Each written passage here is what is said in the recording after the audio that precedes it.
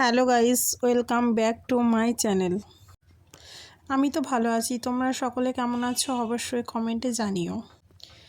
সকালে টুকিটাকি কিছু কাজ সেরে এখন চলে এসেছি বিছানাটা গোছ করার জন্য। তাই এখন বিছানাটা ভালো করে গোছ করে নিচ্ছি।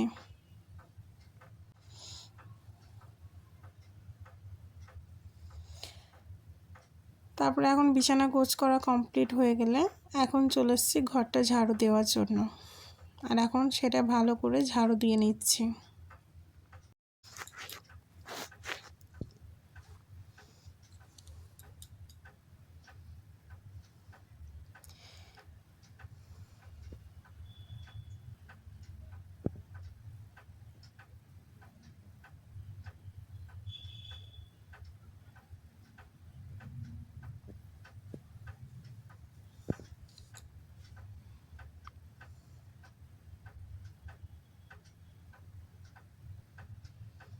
আর এখন ঘরটা ঝাড়ু দেওয়া কমপ্লিট হয়ে গেছে। এখন ঘরটা মোছার জন্য চলে এসেছি, এখন ঘরটা মুছে নিচ্ছি। আজ ভেবেছি কাজটা একটু তাড়াতাড়ি সেরে নেব, কারণ আজ ভাবনা চিন্তা করেছি খাওয়া দাওয়ার পর একটু বিকালের দিকে ঘুরতে বার হব। আর এখন ঘর মোছা কমপ্লিট হয়ে গেছে।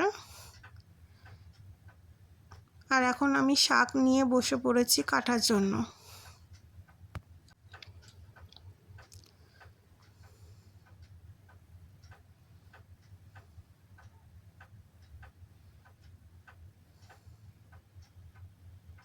আর আমি সবসময় শাকটা ধুয়ে নিয়ে তারপরে কাটি।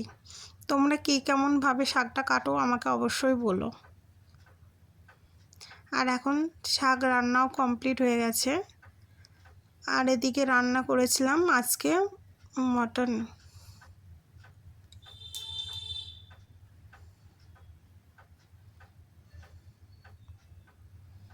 আর এখন মটন রান্নাও প্রায় কমপ্লিট হয়ে এসেছে।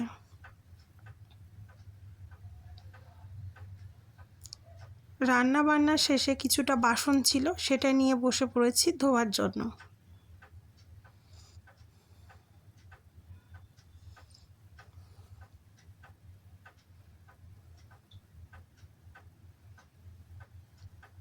আর বাসন ধোয়া শেষে আমি স্নান টান করে এখন চলে এসেছি খাবার নিয়ে খাবার খাওয়ার জন্য।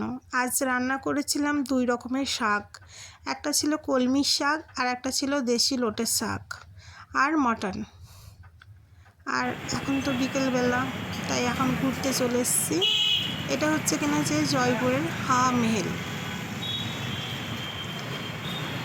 তোমরা যারা জয়পুর অর্থাৎ রাজস্থানে যারা ভিডিও বা ব্লগ দেখো তারা অবশ্যই এই হাওয়া মেহেলটা দেখেছো বা দেখে থাকবে।